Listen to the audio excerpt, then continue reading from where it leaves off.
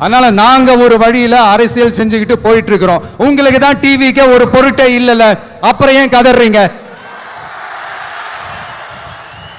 அப்புறம் ஆளாளுக்கு அங்க போயிட்டு இங்க போயிட்டு புலம்பி தள்ளிக்கிட்டு இருக்கிறீங்க. இது எப்படி இருக்கு தெரியுமா?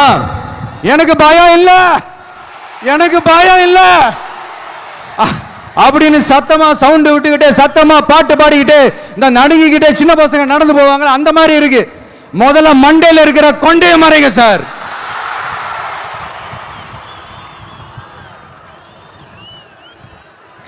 சும்மா மாறு வேஷத்துல மறு வச்சுக்கிட்டு மீடியா ஆளு ரேடியோ ஆளுன்னு இவங்க ஆளுங்களே மாத்தி மாத்தி அனுப்பிக்கிட்டு இதெல்லாம் என்ன மக்களுக்கு தெரியாதுன்னு நினைச்சிட்டு இருக்கீங்களா? மக்கள் எல்லாத்தையும் உன்னிப்பா கவனிச்சிட்டு இருக்காங்க. அதனாலதான் சொல்றேன், உங்களுக்கு நீங்க கொள்ளையடிச்சு வச்சிருக்கிற காசு தான் துணை, ஆனா எனக்கு என் மேல எல்லையில்லா பாசம் வச்சிருக்கிற இந்த மாசு தான் துணை.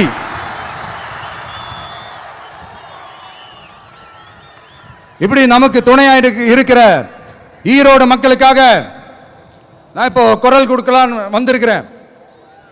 சரி, இப்ப விஷயத்துக்கு வருவோம். பெரியார் அவர்கள் கிட்ட இருந்த அந்த செல்வாக்கையும் அந்த பதவிகளையும் அந்த பவரையும் வச்சுக்கிட்டு அவர் என்ன சொன்னார் தெரியுமா? இவ்வளவு செல்வாக்கு, இவ்வளவு பதவிகள், இவ்வளவு பவர் இருந்தோம் நான் ஒரு 5 பைசா காசு சம்பாதிச்சிருப்பேனா? எனக்கோ இல்ல என் குடும்பத்துக்கோ பட்டங்கள் வேணும் பதவி வேணும்னு ஏதாவது கேட்டிருப்பேனா?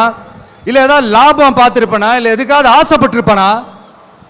ஆனா அவர் பேரை சொல்லிக்கிட்டு அவருடைய கொள்கையை ஃபாலோ பண்றதா சொல்லிக்கிட்டு இப்ப ஆட்சியில இருக்கிறவங்க என்னெல்லாம் செய்யறாங்கன்னு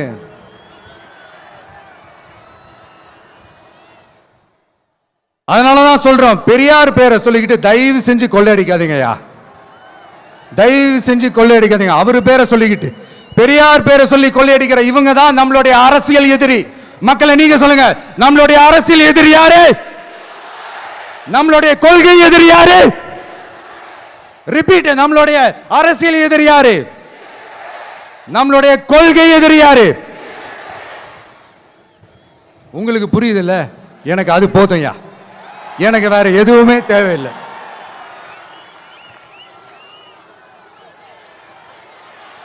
அதனாலதான்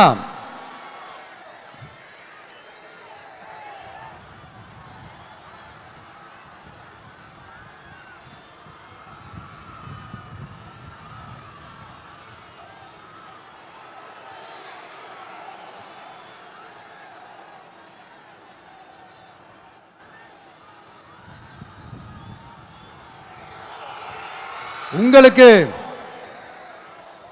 நம்மளை பத்தி நம்ம அரசியலோட நீங்க எல்லாரும் என்னோட அரசியலோட கனெக்டடா இருக்கீங்கன்றது ரொம்ப தெளிவா தெரியுது. அதனால எனக்கு அது போதும். அதனாலதான் எதிரிகள் யாருன்னு சொல்லிட்டு களத்துக்கு வந்திருக்கிறோம். அதனால அவங்கள மட்டும் தான் எதிர்ப்போம். அதுவும் அந்த எதிரிகள் யாரு இப்போ இங்க 2026 சட்டமன்ற தேர்தலில் களத்தில் இருக்கிறாங்களோ அவங்கள மட்டும் தான் எதிர்ப்போம். சும்மா களத்திலே இல்லாதவங்களையும் களத்துக்கும் அவங்களுக்கும் சம்பந்தமே இல்லாதவங்களையும் எதிர்க்கிற ஐடியாலாம் இல்ல பாஸ். நீங்க கேட்கிறீங்கன்றதுக்காக எல்லாம் எதிர்த்துட்டு இருக்க முடியாது பாஸ். எங்களுக்கு நிறைய வேலை இருக்குது.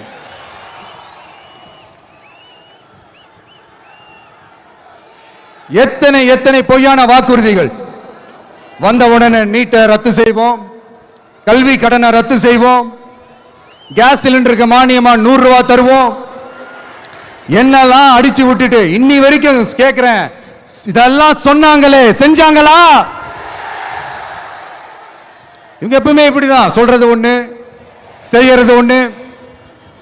திமுகவும் பிரச்சனைகளும் ஃபெவிகால் போட்டு ஓட்டின ஃப்ரெண்ட்ஸ் மாதிரி ஒன்னிலிருந்து ஒன்னை பிரிக்கவே முடியாது.